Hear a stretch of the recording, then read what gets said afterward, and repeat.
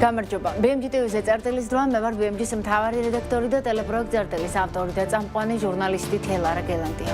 ტურიზმია დღევანდელი წერტილის ფოკუსში, როგორი იყო გასული 9 თვე ტურიზმის ინდუსტრიისთვის, როგორ აისახა ოფიციალური სტატისტიკის თანახმად გაზრდილი საერთაშორისო ტურისტების და ვიზიტორების რაოდენობა, სასტუმროების დატვირთულობასა და შემოსავლებზე. რამდენად მიმზიდველია სასტუმრო ბიზნესის საინვესტიციოდ და შეიცვალა თუ არა წლის პირველ ნახევარში არსებული ნეგატიური ტრენდი, როდესაც საკმაოდ ხშირად გვესმოდა ჰოტელიერებისგან და მენეჯმენტ კომპანიებისგან, რომ სასტუმროები იხურებოდნენ, იყიდებოდნენ ან კიდევ პროფილს იცვლიდნენ. მენეჯმენტ კომპანია HSC Group Hospitality-ის დირექტორი გიორგი დოლიძე იქნება დღეს წერტილის სტუმარი და მასთან ერთად გავაანალიზებთ როგორც სასტუმრო ბიზნესის მიმდინარე მდგომარეობას, ასევე ვისაუბრებთ გამოწვევებზეც. ინფორმაციისთვის გეტყვით, რომ ქართულ-შვეიცარიული მენეჯმენტ კომპანია 2016 წლიდან სასტუმრო ბიზნესს უწევს საკონსულტაციო და მენეჯმენტ მომსახურებას პროექტის მართვის, სასტუმროს გახსნის და მის შემდგომში მენეჯმენტის სრული სპექტრით. კომპანიის პორტფელი აერთიანებს ქვეყნის 10 ლოკაციას 17 მაღალი კლასის პროექტით,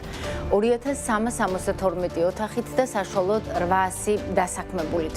ვიდრე ინტერვიუს დავიწყებთ საერთაშორისო ტურისტების შესახებ უახლეს სტატისტიკას გაგაცნობთ ძალიან მოკლედ, რომელიც ტურიზმის ეროვნულმა ადმინისტრაციამ შინაგან საქმეთა სამინისტროს საზღვრის კვეთის სტატისტიკაზე დაყრდნობით გუშინ გამოაქვეყნა. სამ კვარტალში საქართველოს 4,307,094 საერთაშორისო ტურისტი ეწვია, უფრო ზუსტად ამდენი ტურისტული ვიზიტი შედგა, რაც 2024 წელთან შედარებით 7,9%-ით მეტია. ანუ ამდენმა მილიონმა უცხოელმა მინიმუმ ერთი ღამე მაინც გაათენა საქართველოს ტერიტორიაზე. საანგარიშო პერიოდში ქვეყანაში 6,109,755 საერთაშორისო მოგზაურის ვიზიტი შედგა, რაც 5,4%-ით მეტია ვიდრე შარშან სამ კვარტალში. საერთაშორისო მეთოდოლოგიის თანახმად მოგზაურში მოიაზრება ნებისმიერი ასაკის არა რეზიდენტი პირი. მოკლედ თოთო ბავშვიც კი. ტურიზმის ეროვნული ადმინისტრაციის ინფორმაციით წელს სამ კვარტალში ქვეყანაში საერთაშორისო ვიზიტების რაოდენობა 5,6%-ით 5,3 მილიონამდე გაიზარდა. ვიზიტორი არის 15 წლის ან უფროსი ასაკის საქართველოს არარეზიდენტი მოგზაური, რომელმაც განახორციელა ვიზიტი საკუთარი ჩვეული გარემოდან საქართველოს ტერიტორიაზე 1 წელზე ნაკლები დროით. ტრადიციულად ყველაზე მეტი ვიზიტი რუსეთიდან შედგა 1,255,744 წლიური ზრდა ამ ქვეყნიდან 12%-ია. მეორე ადგილზეა თურქეთი 960,623 ვიზიტით, თუმცა თურქეთის შემთხვევაში ჰქონდა კლება 9%. მესამე ადგილზე მეზობელი სომხეთია, საიდანაც 9 თვეში საქართველოში 720,114 ვიზიტი შედგა, აქაც კლება ოღონდ ოდნავ ნაკლები 1,7%. ხუთეულშია მეზობელი აზერბაიჯანი, საიდანაც ზრდა მიუხედავად იმისა, რომ სახმელეთო საზღვარი ამ დრომდე ჩაკეტილია და ასევე ისრაელი 293,699 ვიზიტით მატება 28%-ია. 15-ში ინდოეთი, საიდანაც 9 თვეში თურმე 103,968 ვიზიტი შედგა, მატება 19%-ია შარშანდელთან შედარებით, ასევე მკვეთრი ზრდა ჩინეთიდან სულ 96,323 ვიზიტორი ყავდა, მატება არის 45%. სამწუხაროდ 15-ში ევროკავშირის მხოლოდ 2 ქვეყანა მოხვდა, ასე უკვე საკმაოდ დიდი ხანია. ერთ-ერთია გერმანია, საიდანაც სამ კვარტალში 65,968 საერთაშორისო ვიზიტორი შემოვიდა, მატება 5%-ია. მეორე ქვეყანა კი არის პოლონეთი, 64,210 ვიზიტით, ზრდა 21%-ია. თუმცა, თუ ცალკე შევხედავთ ევროკავშირის ქვეყნებიდან საერთაშორისო ვიზიტორების სტატისტიკას და პოზიტივის დანახმას შევეცდებით, ნახავთ, რომ წინა წლის 9 თვესთან შედარებით წელს 13,3%-ით მეტი ვიზიტორი გვეწვია ევროკავშირის ქვეყნებიდან, სულ 394,496 ვიზიტი შედგა. პოლონეთი და გერმანია ლიდერობს ბუნებრივია და ასევე დიდი ბრიტანეთი, რომელსაც მიუხედავად იმისა, რომ არა ნეუს წევრი, მაინც ევროკავშირის ქვეყნებს ათვლიან.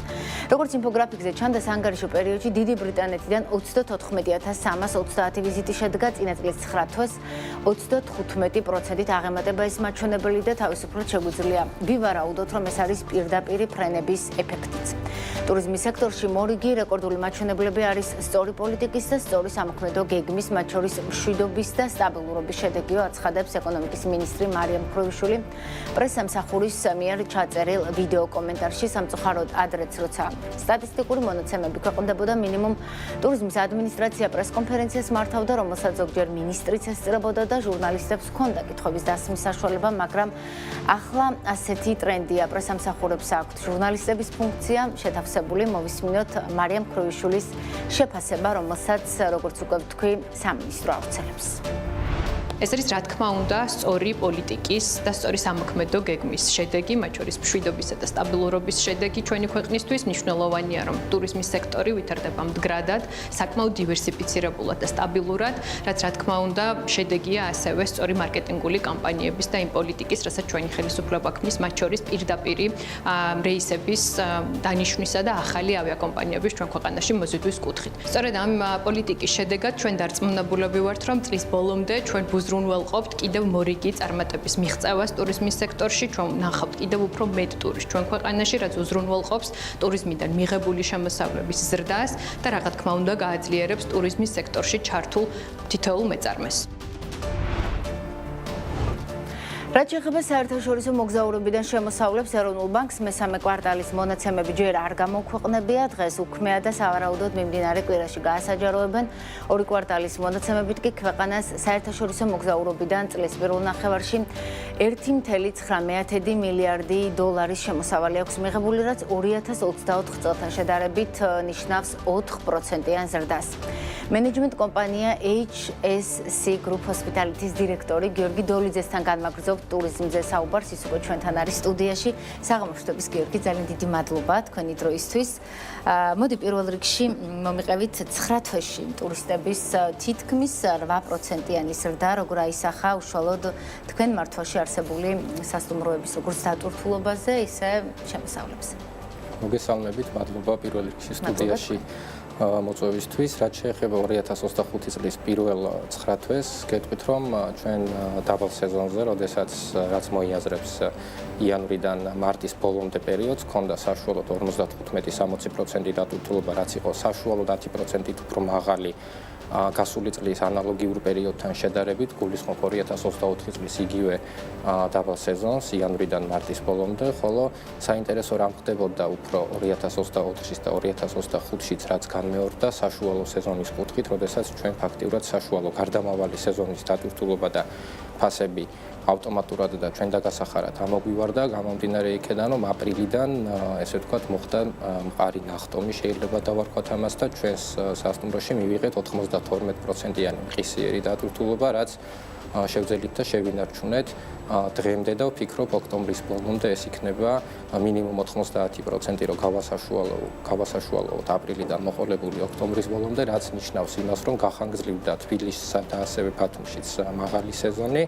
შესაბამისად, საშუალო სეზონის შედარებით უფრო დაბალი ფასებით ოპერირებას ავტომატურად თავი დაანება ამა თუ იმ ობიექტმა და გადავიდა, გადაეწყო ესევე მაღალი სეზონის ფასებით, რაც გამოიწვევს და გამოიწვია თავისთავად ამ მინიმუმ 2-3 თვის შემოსავლის ნამატი და გაზრდა მთლიან წლის ჭრილში. ბატონო, ვიდრე ტურისტების გეოგრაფიაზე ვისაუბროთ, ჩვენ მაყურებელს მინდა შევახსენოთ, თქვენი მენეჯმენტ კომპანია ამ დროისთვის რამდენ სასტუმროს მართავს, როგორც თბილისში, ისე ბათუმში, ასევე სხვაგანაც თუ გაქვთ, რომ რაღაც მასშტაბზე გქონდეს მეტი წარმოდგენა.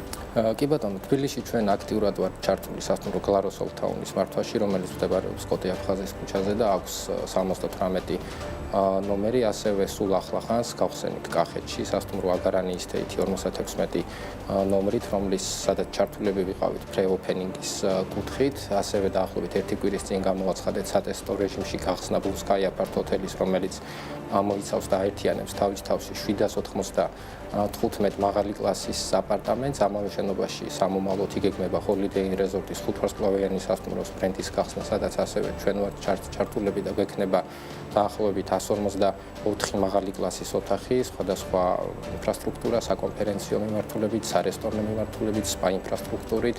ასევე ბათუმში გვაქვს Hilton-ის ერთ-ერთი პროექტი Home to Suites Lagoon Resort-ის კომპლექსსა და თვითონ პროექტში, რომელიც 130 ნომერს გააერთიანებს და ასევე სხვადასხვა იმ აუთლეტებს, რომელიც საჭირო არის სასტუმროს წარმატებით მუშაობისთვის. პარალელურ რეჟიმში გვაქვს მიმდინარე სამშენებლო პროექტები, როგორც კახეთის, ასევე თბილისის და სხვადასხვა რაიონების და რეგიონების მიმართულებით და ჩვენი მთავარი მიზანი და მისია არის სწორედ ის, რომ აქტიური სასტუმროების მართვასთან ერთად პარალელში გქონდეს და ვაკეთოთ ისეთი საქმე, რომელიც ამომავლოდ ქვეყანასაც ხელს შეუწყობს და ქვეყნის ინფრასტრუქტურის განვითარებისკენ იქნება მიდრეკილი, რაც მოიაზრებს იმას, რომ სასტუმროს პროექტები გქონდეს საშუალება, რომ სასტუმროს პროექტებში არქიტექტორებთან ერთად ჩავერთოთ ნოლიდან და ნოლიდან შევძლოთ ამა თუ იმ ობიექტის სწორი დაპროექტება, შემდეგ გადავწყვიტოთ რომელი ბრენდის შემოყვანა გვინდა თუ არა საერთოდ რომელიმე ბრენდის შემოყვანა, მაგრამ იყოს იმ მაქსიმალ ბრენდულ სტანდარტებზე მორგებული, რომ სამომავლოდ შევძლოთ ნებისმიერ ბრენდთან თამამად საუბარი, სამომავლოდ შევძლოთ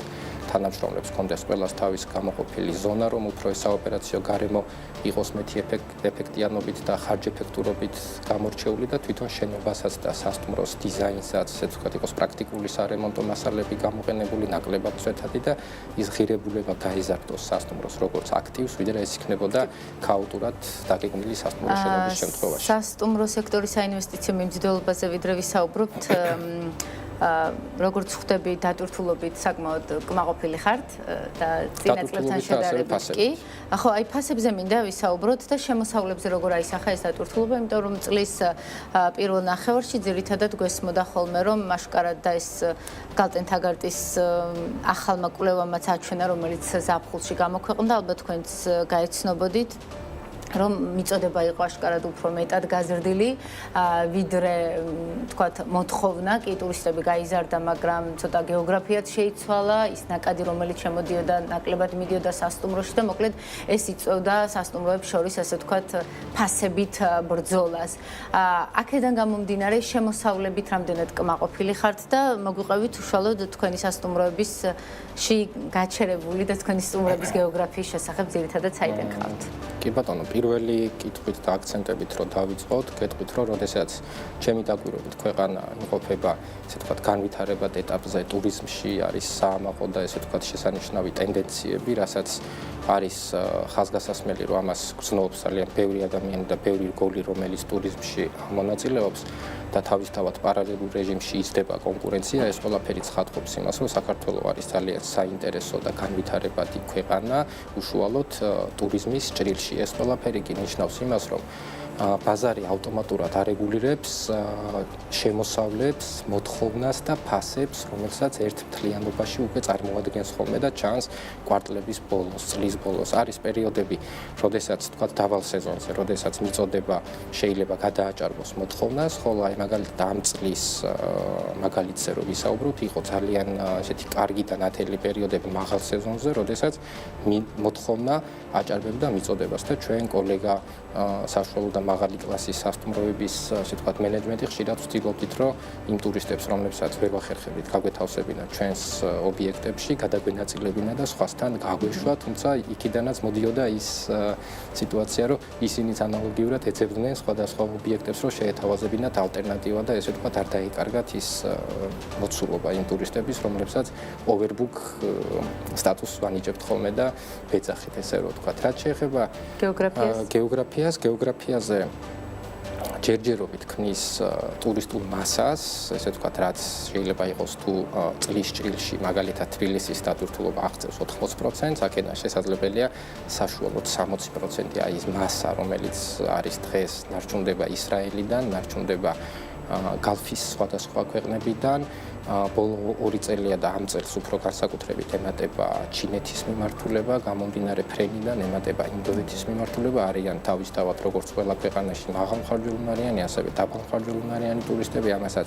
ბაზარი არეგულირებს, ზოგი მიდის მაღალი კლასის ობიექტში, ზოგი მიდის დაბალი კლასის ობიექტში, ზოგს რა მოთხოვნა აქვს, ზოგს მარტო ხალალი უნდა, ზოგს სხვადასხვა ესე ვთქვათ კერძების თვითონ გამზადების სურვილი აქვს, რომელიღაც სასტუმრო გამომდინარე ისე და ისე რომ ბაზარი არეგულირებს ამ ყველაფერს აძლევს უფლებას, ზოგი არ აძლევს უფლებას და ასე შემდეგ. ძირითადი სტატისტიკა რომ მიმოვიხილოთ არის, ესე იგი პირველ ხუთეულში ეს არის ისრაელი, ეს არის რუსეთი და სხვა ჩვენი დანარჩენი მეზობელი ქვეყნები და მათი ძირითადად უფრო დედაქალაქები.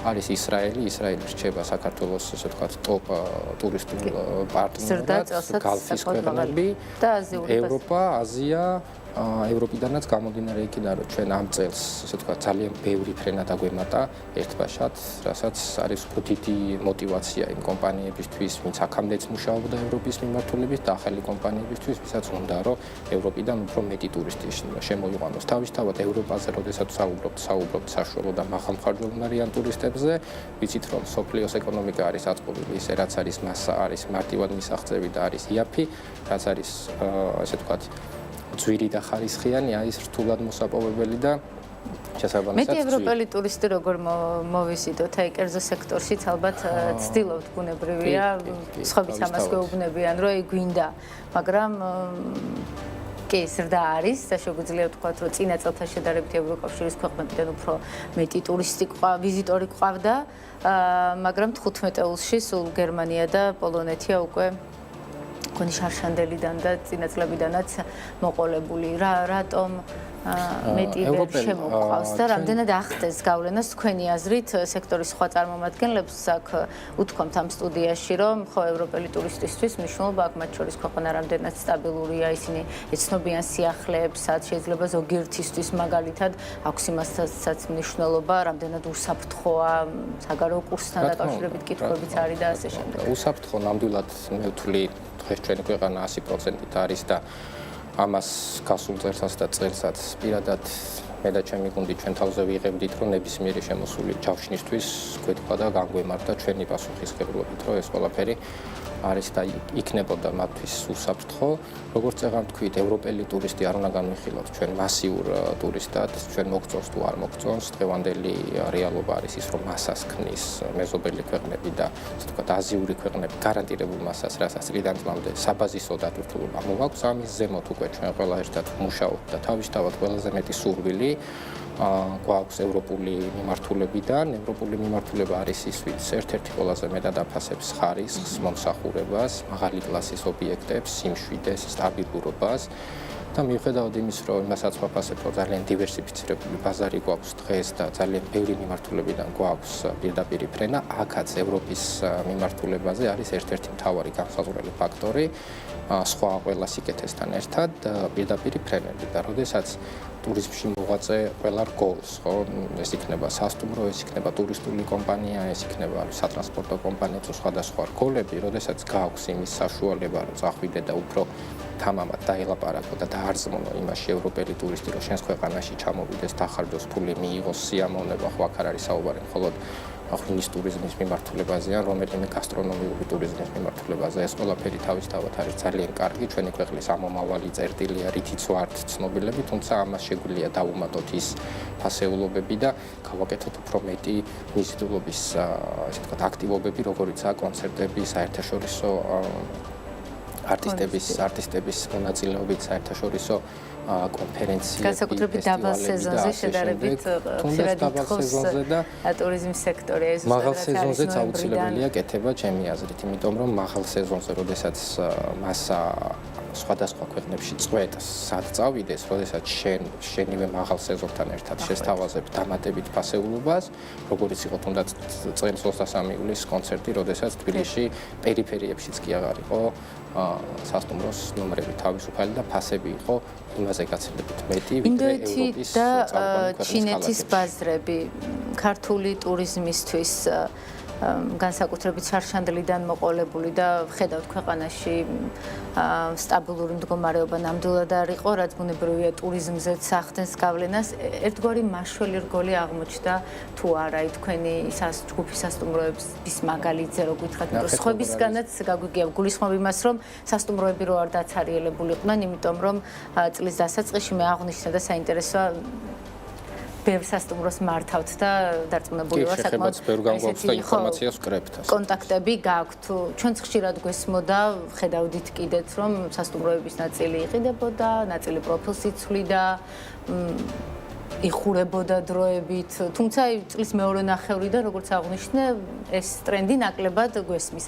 გამოსწორდა სიტუაცია სიტუაცია გამოსწორდა ის, რომ ტურიზმის ინდუსტრიაში ჰქონდა ჩავარდნები და ესე ვთქვათ, წერტილოვანი შავი ლაქები, ამას პატარა ბავშვიც მიხვდება და დაადასტურებს, რაც საბედნიეროდ მოკლევადიანად იყო და განსაკუთრებით იმ ტერიტორიაზე მყოფი ობიექტებისთვის და უფრო მეტად მაის ტურიზმისთვის ხელი შემშლელი, სადაც ხდებოდა ეს ყველაფერი და ეს ნეგატივი. რაც შეეხება იმ სასტუმროებს, რომლებიც თქვენ ახსენეთ ანიკეტებოდა პროფილის იცვლიდა, ხო?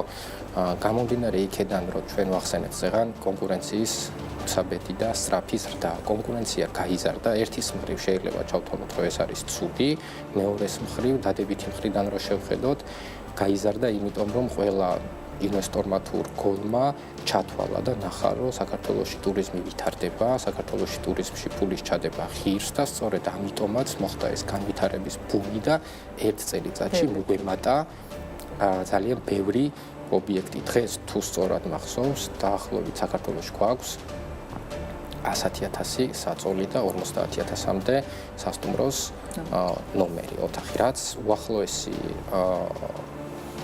3 წლის განმავლობაში დაგეგმილი არის, რომ გაიზარდოს 35-40,000. ეს ყველაფერი არის იმის პირდაპირ პროპორციულად მანიშნებელი, რომ პოტენციალი საქართველოს ტურიზმის განვითარებას და სასტუმროების განვითარებას აქვს ძალიან დიდი. ეხლა რა ხდებოდა უშუალოდ შარშან, როდესაც ვიღაცა იმედგაცრუება ნახა, ვიღაცას საოფისე ფართად შეიძლება სადღაც პერიფერიაში მდებარე სასტუმროს გადაკეთება მოესურვებინა. ხო, აქაც ჩემი აზრით და ჩემი გადმოსახედით არის ისევ და ისევ კონკურენციის და ბაზრის ავტომატური რეგულირების პრინციპები. როდესაც ამდენი საერთაშორისო ბრენდი შემოდის, მათ შორის დაბალბიუჯეტურები თბილისში, ხო, ეხლა სახელები რო არ დავასახელო და რეკლამაში არ ჩამეთვალოს, ერთი კონკრეტული ბრენდის კოლგის ქვეშ მყოფი 12 სასტუმრო ბრენდი გვაქვს თბილისში, მათ შორის ცენტრალურ ლოკაციებში და მათ შორის ბიუჯეტური. ეს ნიშნავს იმას, რომ შესაძლოა თქვენ ხართ ტურისტი და ჩამოდიხართ, არჩევთ თუ არის თავისუფალი ძველ ქალაქში ნომერი, თუ არის თავისუფლების მოედანზე, რუსთაველის ტერიტორიაზე, მარჯანიშვილის ტერიტორიაზე თავისთავად და თან არის ბრენდული ობიექტი და იგივე ფასი აქვს თითქმის რაც არა ბრენდულს, ხო? 90% შემთხვევაში აირჩევთ ბრენდულ ობიექტს. როდესაც თან მithumetes არის დაბალი სეზონი და 50% დატვირთულობა. რამდენად საკმარისია, როცა ასე იზრდება განთავსების ახალი ობიექტების სასტუმროების სხვადასხვა კატეგორიის 5-დან 8%-მდე წლიურად ტურისტების საერთაშორისო ვიზიტორების ზრდა, რამდენად არის საკმარისი იმისთვის, რომ ნორმალურად დატვირთულები იყვნენ სასტუმროები. უბრალოდ ამ შემთხვევაში დღეს ბაზარი და ინფრასტრუქტურა, ტურისტული ან კერძო ინფრასტრუქტურას გულისხმობს სასტუმროები, რაღაც კუთხით იმაზე ჩქარა ვითარდება, ვიდრე ვითარდება მოთხოვნა. მოთხოვნის ზრდა ჩვენ რაც ვნახეთ 2024-დან 2025-მდე საშუალოდ გვაქვს 8%, ხო, რაც არის დაახლოებით თუ არ ვცდები 400,000 ტურისტის ნამატი. ახლა ესეთი პატარა ქვეყნისთვის, სადაც 3,5 მილიონი ადამიანი ცხოვრობს, ვფიქრობ 1,8 მეტი ტურისტი რო შემოვიდეს და კიდე პლუს 10%-ით რო გაიზარდოს, ხო? ცოტა თუ ბევრია იზრდება სტაბილურად. თუ 2024-2025 წლებში მოხდა გარკვეული სასტუმროების განვითარების ბუმი, ანალოგიურად შესაძლებელია 26-ში ამან დაიკლოს და დასტაბილურდეს. ანუ ჩვეულებრივი ბიზნეს გრაფიკი არის, როდესაც კონკრეტული სასტუმროების შენდება და ვითარდება, შეიძლება მოთხოვნა ვერ წამოეწიოს, შეიძლება პირიქით მოთხოვნამ დაასრულოს და სასტუმრო ინფრასტრუქტურა ვერ განვითარდეს. გამოწვევები რა არის, გიორგი, ცოტა დრო გრჩება და ამაზეც მინდა ვისაუბროთ. ტურიზმის სექტორში თქვენი გუნდი ერთად რაზე მსჯელობთ ხოლმე?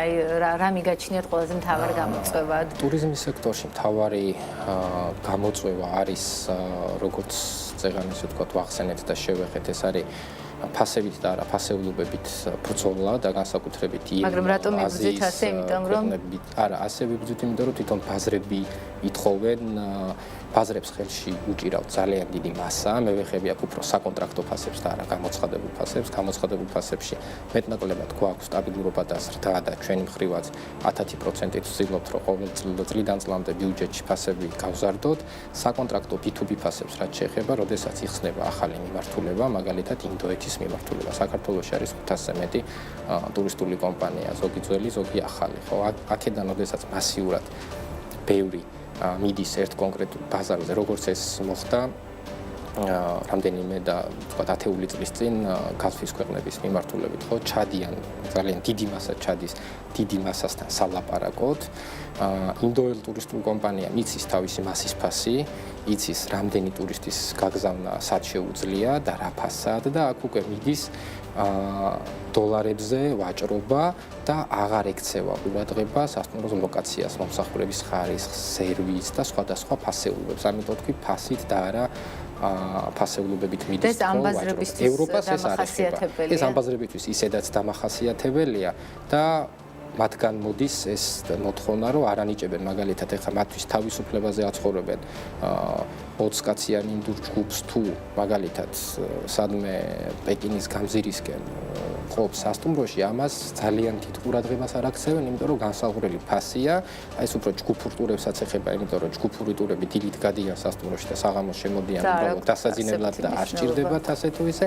ევროპაზე ამას ვერ ვიტყვით, აი ჩვენი საქართველოს ტურისტული კომპანიებიდან ვისთანაც ძალიან კარგად მეგობრობთ, ვაფასებთ და თქვენი ეთერიდან მადლობასაც ვუხდით ჩვენთვის ისე რომ აქტიურად არიან დაკავებული ჩვენთან თანამშრომლობით და ქვეყანაში ტურისტების შემოდინებაზე ზრუნვით.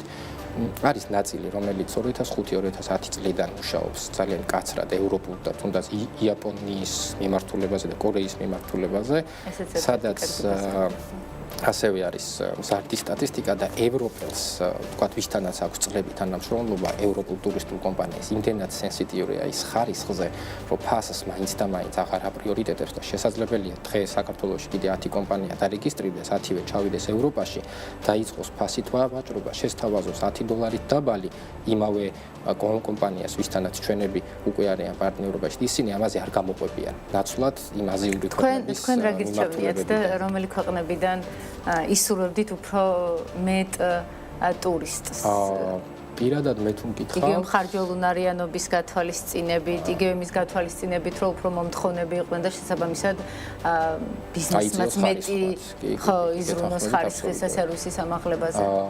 ნებისმიერ ადამიანს, ვინც ესე ვთქვათ, არის ჩართული საშუალო და მაღალი კლასის ობიექტების მართვაში, თავისთავად ურჩევია იყოს პრიორიტეტში ევროპული მიმართულება, იაპონური მიმართულება, ამერიკული მიმართულება, თუნდაც ჩვენი ახლო სამეზობლოში, ჩვენი ესე ვთქვათ, მეზობელი რეგიონების მიმართულება, იმიტომ რომ მაინც უფრო მხარჯველუნარიანები არიან და უფრო ნაკლები ცვეთა აქვს ამა თუ იმ ოთახს, ვიდრე ეს იქნებოდა აზიურ დაბამხარჯველუნარიან მიმართულებებს შორის.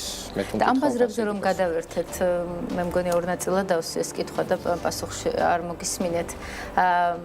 ინდოეთი და ჩინეთი განსაკუთრებით ერთგვარი მაშველი რგოლი იყო და არის დღეს საქართველოს ტურიზმისთვის, როცა იმდენი რაოდენობით, თქვათ, ევროპიდან, ამერიკიდან, იაპონიიდან ვერ ვიზიდავთ ტურისტებს. წეგან სწორად იმიტომ და ალბათ ირიბად გამეცა მაგ კითხვაზე პასუხი, როდესაც თქვი, რომ ეს რგოლები, როგორც გალფის ქვეყნების მიმართულება არის საქართველოსთვის საბაზისო, ძირითადი მასიური დატვირთულობის შემქმნელი რგოლი, რასაც ჩვენ მოგწონს თუ არ მოგწონს, თავს ვერ ავარიდებთ, იმიტომ რომ მასას მაგრამ ჩვენც მუშაობთ ამ ბაზრებზე, უნდა ითქვას, ხო? იმიტომ რომ მასას რო დავიაროთ ფრთხილად, რომ ფოკუსი არ დაკარგოს საქართველოს ტურიზმმა. ჩვენ პატარა ქვეყანა ვართ და რავი, სტრატეგიებში უგვეწერა, რომ მას ტურიზმის ქვეყანა არ არის საქართველო, უფრო ნიშ ტურიზმი და თუ გავავსებთ აზიური ბაზრებიდან დატვირთულობის მასა, საბაზისო დატვირთულობას დაბალ სეზონზეც, ხო? ანუ იაფიანი მიმართულება, როდესაც არიან საშუალო მხარჯველუნარიანი მიმართულება,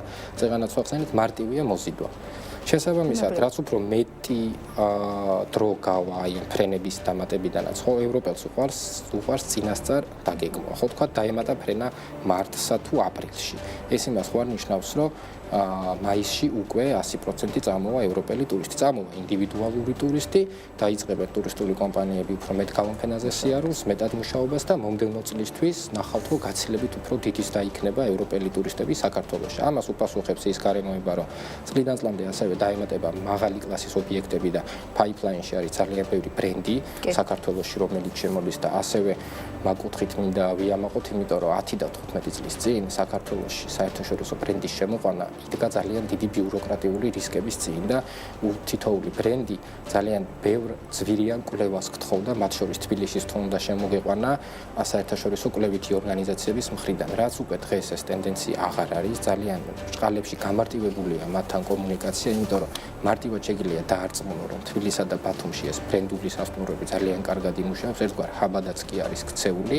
ერთადერთი შესაძლებელია პერიფერიებში, სვანეთში, რაჭაში თუ მოითხოვ ბრენდის შემოყვანას, იქ მოგთხოვონ დამატებით კვლევა, მაგრამ ესეც მოწმობს იმას, რომ მომდენო წლებში რეგიონების განვითარდება და მათ შორის უკვე წყალტუბოში, აბასთუმანში, რაჭაში არის ბრენდებზე ფრანჩიზები ხელისმომწერი. როდესაც ინფრასტრუქტურაც განვითარდება, ტურისტული თვალსაზრისით მაღალი კლასის ობიექტები შემოვლენ, ბაზარი ამ ყველაფერს მარტივად დააბალანსებს. ყველაფერი არის დროის საკითხი. კი ბატონო, რას ისურვებდით სულ წუთნახევარი გრჩება სახელმწიფოსგან, მთავრობის ეკონომიკური გუნდისგან, რა სახის მხარდაჭერას, ან რა არის რამე ისეთი თემა, რა მიმართულებითაც უფრო კარგი და ხშირი კომუნიკაცია გჭირდებათ სექტორს? ამ ეტაპზე ტურიზმის, ესე ვთქვათ, კერძო სექტორი და სახელმწიფო ერთობლივად შეიძლება ვთქვათ, რომ მუშაობს. მე რასაც ვისურვებდი იქნებოდა გაცილებით უფრო მეტი ესე ვთქვათ, საერთაშორისო დონის ღონისძიების ორგანიზება და საერთაშორისო დონის არტისტების მოწვევა საქართველოში. ზაფხულში ვნახეთ, თუ სწორად მახსოვს ეგ სტატისტიკას, დაახლოებით 25-30% ჯასტინ ტიმბერლეიკის კონცერტზე იყო საერთაშორისო ვიზიტორი. აქედან დიდი ნაწილი დარწმუნებული ვარ, იყო ევროპელი და ეს უშუალო დატვირთულობაზეც არის დაახლოებით 20 ივლისი რო წარმოიდგინე, ეს ხო იყო 23-ში. 20-დან 25 ივლისამდე რადიკალურად შეიცვალა სასტუმროში დატვირთულობა, არა ისედაც ფაქტობრივად სავსეები ვიყავით, მაგრამ შეიცვალა სახეები. ტურისტების სახეები შეიცვალა, რაღაცნაირად განადგა უფრო მეტად ესე რომ ვთქვათ სფერო. მე შეეწყო, ზოგი ჯერ ბათუმში ჩავიდა, მე თბილისში ჩამოვიდა, ზოგი ჯერ თბილისში იყო, მე ბათუმში დაბრუნდა და ასე შემდეგ. პლუს ამას ინფრასტრუქტურების განვითარება, ზამთრის კურორტების მხრივ და ასე შემდეგ, უფრო მეტი ესეთი აქტივობის ჩატარება შესაძლებელია ასევე საერთაშორისო ტრენერების მოწვევაც, ვისაც არ აქვს იმ სასტუმროებს საშუალება, რომ მიიღონ სხვადასხვა ესე ვთქვათ თვითდაფინანსებით ტრენინგები, საერთო ტრენინგები ჩატარდეს მცირე და საშუალო კლასის სასტუმროებისთვის, რომ უფრო იქაც იყოს სერვისი და ესე ვთქვათ დაისვას წერტილი მარტო ესე ვთქვათ მოვალეობის სუსტი წერტილი რა არის ტურიზმის, რას დაუსვათ ამ ინდუსტრიაში წერტილი და ჩემი ბოლო კითხვაც ეგ არის, დიახ?